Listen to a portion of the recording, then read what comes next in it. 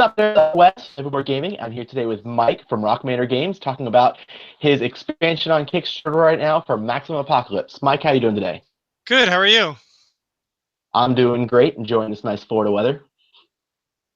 Well, we're both enjoying good weather then, at least Absolutely. for So once. you just a few days ago launched your new game or the expansion for your game on Kickstarter, and how's that going for you in your first few days? It's going really well. We had a great, amazing first day. A lot of backers coming back for more of the same game. So obviously, it seems like the game was pretty well received and people are excited about it. So I mean, we blew through our what do they call that, funding goal, and we've Hmm. unlocked quite a few stretch goals already. So we're starting to approach some of the bigger ones that I sort of had planned. So I'm constantly working Absolutely. in I know. spreadsheets to brainstorm more ideas, and I always have a notepad of all the ideas that I have. So I've been opening that frequently during this campaign just to make sure I feel like I've got enough stuff in there. Fantastic. I know when we were doing the Kickstarter preview for the original game, I liked the game, but I was a little blown away by how well it did, which is great. I was excited about it because it was a good game. And I feel like Kickstarter is kind of always hit or miss with the games that take off versus the games that you think are going to do great and then don't. So I mean, congratulations on your first one. I know we got it a few weeks ago and have been enjoying it. Right, And the official one versus like the crappy prototype you guys probably were sent earlier, or the print yeah, my and I mean, prototype. It didn't suck. It's just not as nice. yeah, we definitely there's a wide variance to Yeah. prototypes we get. Yours was definitely not amongst the worst at Okay. all. Um, so a little bit about the expansion. You said they're here for more of the same game. What kind of new stuff is it going to add to the game? Well, one of the things we always try to do when we add expansions to Maximum Apocalypse is we don't just add more monsters with different health points and values. We always try to design an apocalypse around certain mechanics ideas or game design ideas.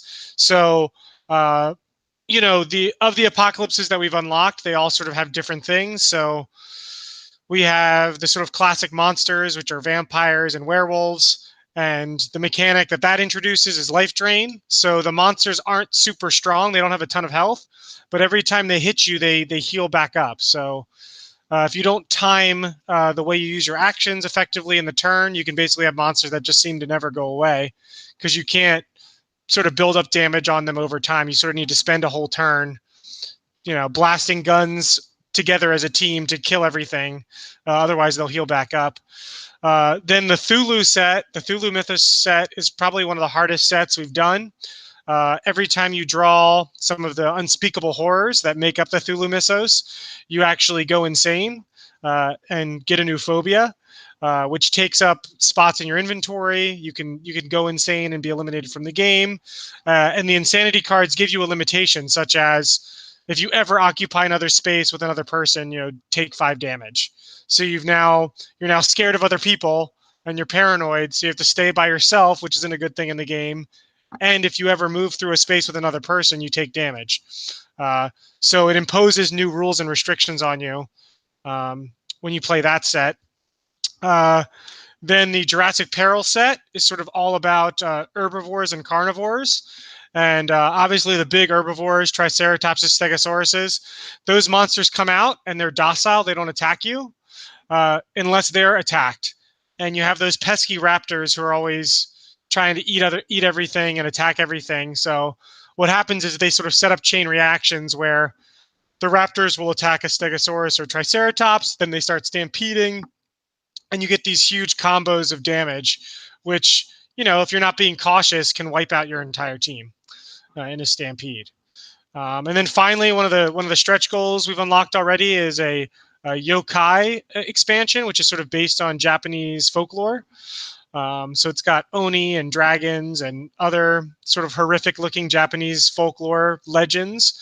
And that set is built around this concept of a counterattack, which is some of these big oni, if you attack them from short range, they're going to hit you back with their big club. So it adds some positional elements where you may not attack the monster in front of you because he's just going to hit you back.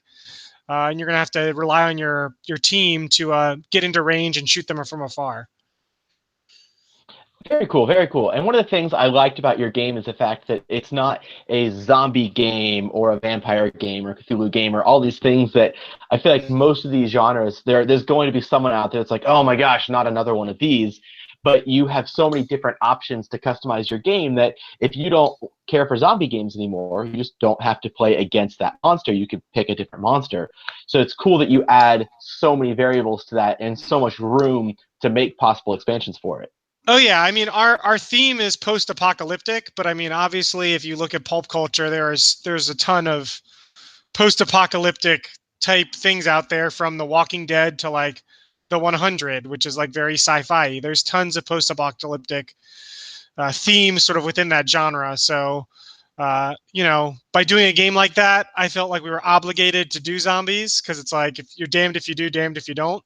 So I sort of got it out of the way. I sort of used them as like the baseline, easy, dumb enemy to build the game off of, because, like you said, there's a lot of them out there, and I don't particularly find them that interesting.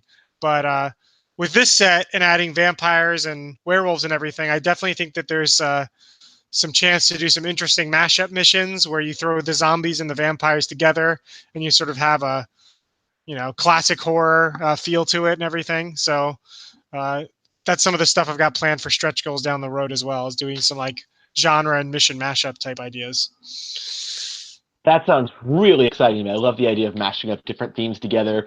And honestly, with themes, I mean, theme is very important to me, but I'm more interested in how the game plays than, oh my Right. gosh, another game in this theme. So I just like games. If it's a good game, I'll enjoy it.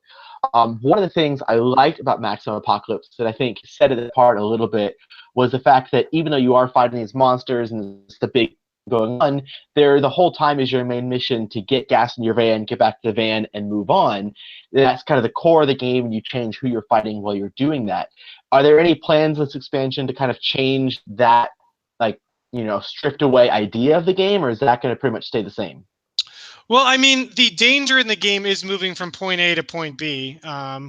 So, uh, I mean, that's inherently, where the game is built upon, I guess, is like moving around a map and stuff happening. So, I mean, that's not going to change, but, there are definitely a lot of variable mission objectives throughout. I mean, even the base set, there's a convoy mission where you're going from point A to point B, and you have to hit certain locations to collect certain supplies. You're like running a convoy to a, base. And certainly with like the Thulu apocalypse, there's going to be some more investigation going on in some of the early missions where you're trying to figure out what the cultists are doing and what they're trying to do. Then you're going to have to spend some time trying to find their portal and close it. So while I would say you're always going to be moving around the map and scavenging and doing some of those basic things, the overall objectives and mission structures will do vary and will change a bit. Okay, fantastic. And I know another thing I've seen a lot and talked about the whole time, and I'm interested in as well, is there is talk of a big box eventually. I know kind of the last I saw, we're talking about maybe in the next Kickstarter or the next expansion. Do you know if there's a chance of us seeing that now, or you can't really talk about that yet? I mean, I want to tell anybody who's out there listening. I mean, we spend a lot of time looking at the comments, and we definitely understand where people are coming from and hear them. My biggest fear from the box standpoint is I just don't want to think I'm designing a box that's going to fit everything, and then every time I revisit this game or this game system, I'm releasing a bigger and bigger box to, you know, to accommodate this sort of chain of events that we've started. So my biggest fear is just, making and designing a box that has enough room without being like absurdly big and vacant, like a Fantasy Flight expansion box or something that's just like huge and empty. Um, so I will say that what I'm leaning towards currently with the way the Kickstarter campaign is heading is I'm currently exploring the option of expanding this particular game's expansion box just a little bit, making it basically the identical size of the original game, so people just have a lot more room to sort and put their cards in it. It'll also be nice to sort of have two boxes that are the same size for stacking on the shelf, and it'll give us a little bit of room for little expansions along the way, and then if we do another expansion down the road, we can have that bigger box and have a better idea of how big it needs to be, I guess. But my biggest Absolutely, fear is just, yeah, I mean, there's a really good post by Jamie Stegmaier about one box to rule them all. And a lot of publishers run into this problem, which is, you want to make a box efficient because that's where a lot of the margin is. Boxes are one of the most expensive things when you make a game. So shipping big empty boxes is not, good business wise. But gamers love putting all the expansions in the same box. So, how you plan for that and plan for a certain number of expansions and get a real good idea of how big the game will be or could be is difficult. I definitely get that. I think the biggest complaint after the box isn't big and like you need a bigger box is I bought the bigger box and now that still doesn't work. Right, So of I definitely course. get that. You don't want to back yourself into a corner and you don't want to create more animosity later on because I spent all this money to get a box to fit everything and now there's more for it. Right, Which is a funny exactly. complaint, but yeah. So I mean, I just don't want to. I just don't want to put people in a position where, I've got to. We keep making these bigger and bigger, like legendary box to fit everything in. But I will tell you that from all the comments and reactions, I've bought some things online. I've looked at my own collection. I'm starting to look at boxes. We're starting to plan for it. So we're looking at options. So I mean, it's a possibility, but I still think it's a long shot for this campaign because I think if we expand this box for this expansion a decent amount, I think it will alleviate and give people plenty of room to put all their cards if they're not sleeved in one box, and then all their tokens in another, or put all the tiles and tokens in one box. I think there'll be plenty of room if we do two boxes of the same size. So I think it's a good middle ground for us now. So that's what I'm leaning towards. absolutely. And I feel like there's plenty of examples of wildly popular games. I even look at like Fantasy Flight's LCGs. Yeah. None of those can fit in a box. And you have the card hotel things that are completely full of Netrunner cards or something. So What there is what we really need is someone from like the Broken Token to get in contact with us and like build a really cool insert that we can use for a box or a game or something, because I had that exact problem with a Fantasy Flight game I bought. I like the Arkham LCG. Like, I loved it. I immediately hated the box and had to buy. It's the first Broken Token thing I've ever bought to sort the whole thing. I have And that insert too, and it was when they lowered their box size for the LCGs, which is like they embracing like it's not going to fit. Don't even try. yeah. And what makes it even worse is like even with the Broken Token thing, you need like a rubber band around it to close the box. Mm-hmm. So I mean, I definitely hear that because I've run against it myself. I mean, Dinosaur Island was a great Kickstarter, but the box was like super frustrating. Like once you punch things out, you literally have to rip it up to fit everything into it. I had to go online and look at Facebook to see people's ideas of how to fit everything in the box.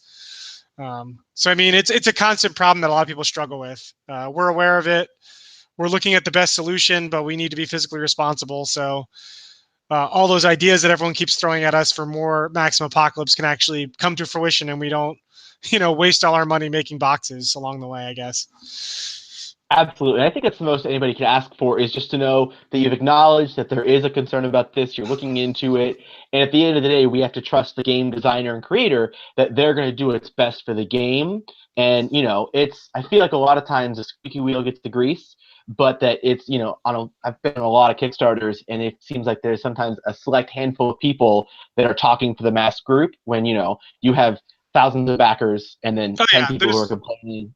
well, I mean, the percentage of people that back versus comment is low. I mean, I back Kickstarters and I rarely comment just because for me, it's just it's just like a shopping cart. I'm just adding it to my shopping cart and I'll make sure I receive it. But, I don't get involved in all the commenting and stuff. And I know there's a lot of people like me, and then there's a lot of people who get a lot more invested in it, which is great too. So you definitely have to realize that like of your backers, what, 10% of them are actually like actively commenting every day or involved. I mean, it's definitely a smaller number than your total.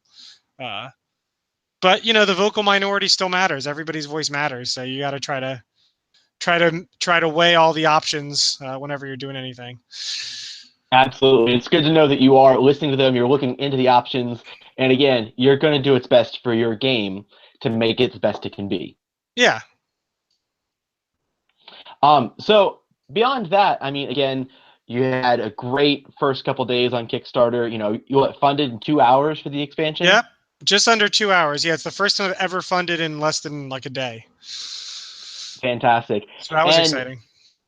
I feel like Kickstarter is such an interesting market right now because every day there's more and more and more games on Kickstarter, and even as a a reviewer, there's more and more reviewers going on Kickstarter too. And even as us, like saying, is that something we should do eventually? It can be a very intimidating market to enter into just because of how saturated it is.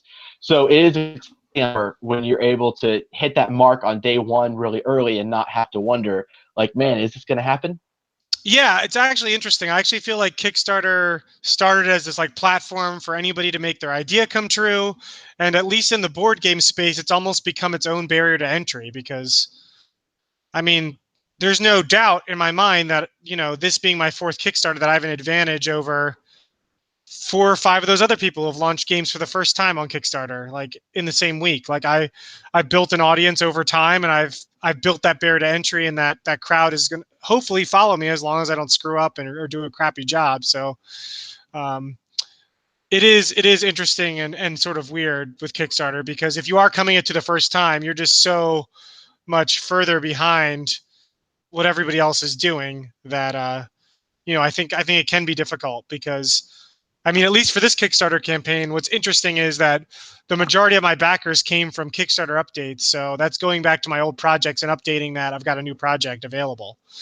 That actually, it's the first time it's ever beat out my newsletter. So, it's interesting how the more involved you get in the the Kickstarter economy, the way it sort of helps you and protects you from the oversaturation and all the other people that are sort of heading to it. Absolutely, and I think that there is a line to that. But you can also get games like Colossal that just entered into the Kickstarter market in January, and obviously they took off. Which if you kept an eye on them, they had lots of pre-planning and they did all their groundwork ahead of Yeah. time. Oh yeah, you can And I think overcome that, it. Yeah. and I think it does kind of set apart that some would say Kickstarter is a market for people who don't have a company and have their first game coming in. But I feel like it's also going to lead. There's a lot of games on Kickstarter that probably don't need to. I'm going to be careful here because we do a lot with Kickstarter, but there are a lot of games where you see that it doesn't look like they put the same level of work that other people have put into, and so the saturated market will probably help just set the bar higher for the work you need to do before you make your game. Oh yeah, yeah. And I mean, obviously there's a wide range of people. There's sort of small independent publishers like me, that I think does a good job of doing the production side of things, like art and all that kind of stuff. Then there's big companies like, CMON that just go to Kickstarter to basically pre-sell games that they're releasing anyway. And then there's smaller people who don't realize how competitive Kickstarter is, and they might not invest in the art and videos and all the stuff you need to ahead of time to really be successful on Kickstarter now. Absolutely. So with Maximum Apocalypse, do you any idea what else we might see in stretch goals? Are we going to look into just expanding what you have, or might maybe see different apocalypse scenarios? I know you mentioned smash ups. Is that potentially in this campaign or maybe the next one? Yeah, I definitely have some mission ideas for mission mashups. So like, new missions based on one or two apocalypses. I think more missions in general seem like something that people in the comments wanted. So that's a relatively easy thing to add, compared to other things. You just need to print up new mission cards. So we're definitely looking at adding more missions as future stretch goals. I am currently debating whether or not miniatures may become a thing. So we're getting very close to where I may unleash that. We do have some mock-ups of miniatures, and we do have price quotes on miniatures, and I feel like we're approaching a funding goal where it would make sense. It would be an add-on. It wouldn't be a free stretch goal, obviously, but I may test the waters with miniatures for the first time ever. We'll see. That could be very exciting, and I feel like it does help you. I feel like there's a line, when we were in the Heroes of Lander and Sea Kickstarter that had their whole drama with miniatures versus standees. That it's nice that you have the option for people who, or not yet, but hopefully we'll have the option if someone wants them. But if people are like, oh, well, minis are just a way for them to charge more for the game, that there is still the version with the standard for them as well. Oh yeah, yeah. I mean, we're definitely looking at. I spent the last few nights looking at. I don't know if you remember, like Vast, the Crystal Cavern second printing, where it was basically like a second printing, and they added some upgrade packs and miniatures to their game. I definitely have been looking at that Kickstarter and thinking to myself, this is how we would do it. And I mean, if people wanted just the miniatures to not even play Maximum Apocalypse, I think we would sell the miniatures just as a separate pack, like Vast did, where if you want to add them to your game, you certainly can. If you just like the way the miniatures look and want to use them for some other game or role-playing game you're playing and want to paint them, that's great. But you certainly don't need them. They're 100% superfluous. So I think that's the route we will take. And like I said, we're getting very close to hitting a goal where I think that could become a reality. I think if we cross the $100,000 mark, I'll put it up as a stretch goal add-on, or maybe just add the add-ons in the add-on section and see what the interest is before I commit to paying for all the molds and everything. That's very exciting. I know NSKN did that with Mistfall as well, where they had the add-on where you could get minis if you want. I think they were for Shadowscape actually, but they work in both games. But it's definitely cool to see that you're looking into that, and that it's not just this is a platform where I can just crank out expansions ad nauseum just for money, but you're looking at ways to expand the game, make it better, and that, again, it's just exciting. Oh yeah, I mean, that's what we're all about. I mean, our Kickstarter goal is not like a profitable goal. We always invest a lot of money and time and effort into our Kickstarters before we ever take them to Kickstarter. I mean, there's a game, our next game that I'm working on, which isn't my game. It's a friend from the Philadelphia game designers group called Set a Watch. He describes it as D&D in a box without a dungeon master. It's sort of a tower defense, dice rolling line puzzle game, and we've had that practically done for over a month now, and we're actually looking at potentially printing up some nicer prototypes with our manufacturer, like doing some digital printing with our manufacturer to get nice copies out to people like you guys. And then spend the summer sort of hyping it up at conventions and stuff. So, I mean, the artwork is literally, it's going to be finished on the 31st. Like, we're waiting for like 2 or 3 pieces. I'm getting really excited for that game, but at the same time, we're going to take 3 to 4 months to really build up buzz and hype for it, over the summer. We will probably launch that in the fall. So, there's a game that's practically finished, but we're just holding back on it because we know how competitive Kickstarter is. We want to give our fans time to enjoy our games without just cranking stuff out, and we want to give each game sort of the time and effort it deserves in the spotlight once it does finally hit Kickstarter. So while we do plan to do more Kickstarters, we're never going to be doing like Kickstarters back to back to back, like every month or something like a big publisher would. I'm looking at, like, my ideal goal is like maybe 3 a year, which I think is still a lot. 2 a year is more realistic. So, but we'll see. We certainly have more games in the works than we ever have before at this point. So. Fantastic. Well, it's exciting to hear that you guys have more coming. Again, everything I've seen from you has been fantastic. Before we head out, is there anything else you want to tell us about Maximum Apocalypse, or any other final words for us? Nothing much. I would say that the one thing that I think is overlooked on the current Maximum Apocalypse page, and it's sort of my fault because I didn't add like a fancy graphic or GIF or anything to it, is for anybody out there that has the core game or thinks some scenarios are easier than other, which they are, we're offering monster spawn tokens with the core expansion set. So they're going to be punch outs that you can put in a velvet bag to modify the dice rolls and the tiles in the game. So you can make basically any scenario much, much harder. There's going to be ambush tokens where if you draw those tokens, you just automatically draw a monster, regardless of the numbered tile that you're sitting on. And then obviously you can modify the dice rolls. If you always use 2 dice, which have set probabilities, but you can actually modify those dice rolls based on the tiles you select for a game to make the game a lot more difficult. Obviously, if you want to face more monsters, that's going to make it way harder, and you're going to be able to modify those dice rolls in future games once you get this expansion. Fantastic. That I actually hadn't seen that either, and that's exciting to hear. Just ways to alter the gameplay slightly, change the difficulty how you want. Fantastic. Well, I mean, Well, that's the guys, thing. we're gonna have That's the thing that's great about cooperative games, because you don't need to lock in a difficulty. It's a group of people sitting around a table who are all working together. So if they want to play something harder, you should give them the options to play it harder. absolutely. All right. Well, we're gonna have a link to the Kickstarter campaign in the description box down below. And Mike, where's the best place people can keep tabs on you if they want to see what you're up to? Rockmanorgames.com is the best place. That's our website. It has information on some of the games we have in our pipeline, as well as the ones already released. And that, from there you can link to social media or Facebook or whatever else you like to follow people on. But definitely our website's the best place to start. Fantastic. Well, guys, this is a great game. I mean, we've been playing Maximum Apocalypse, really enjoying it. We're backing the expansion. I think you should too. So again, click on that link below to the Kickstarter, get yourself a copy. And as always, don't forget to subscribe to our channel so you'll never be bored.